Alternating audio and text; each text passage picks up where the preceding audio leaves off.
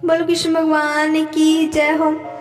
जब कृष्ण का जन्म हुआ तो जेल के सभी संतरी माया द्वार गहरी नींद में सो गए। जेल के दरवाजे स्वतः ही खुल गए।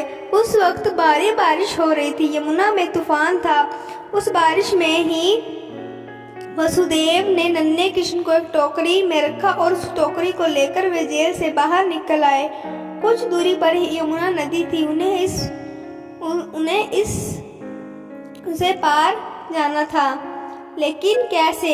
तभी चमत्कार हुआ। यमुना के जल के भगवान के चरण छुए और फिर उसका जल दो हिस्सों में बट गया और इस पार से उस पार रास्ता बन गया। कहते हैं वसुदेव कृष्ण को यमुना के उस पार गोकुल में अपने मित्र नंद गोप के यहाँ ले गए। वहां पर भी नंद की पत्नी यशोदा को भी एक कन्या उत्पन्न हुई थी। वसुदेव श्री कृष्ण को यशोदा के पास लाकर उस कन्या को ले गए। गोकुल माँ यशोदा का मायका था और नंदगांव में उनका ससुराल।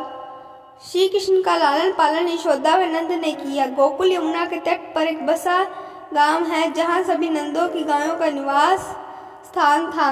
नंद मथुरा के आसपास गोकुल और नंद गांव में रहने वाले अबीर गोपों के मुखिया थे। यहीं पर वसुदेव की दूसरी पत्नी रोहिणी ने बलराम को जन्म दिया था। बलराम देवकी के 7वें गर्भ में थे, जिन्हें योग माया ने आकर्षित करके रोहिणी के गर्भ में डाल दिया था। वह स्थान गोप लोगों का था। मथुरा से गोकुल की दूरी महज 12 किलोमीटर है।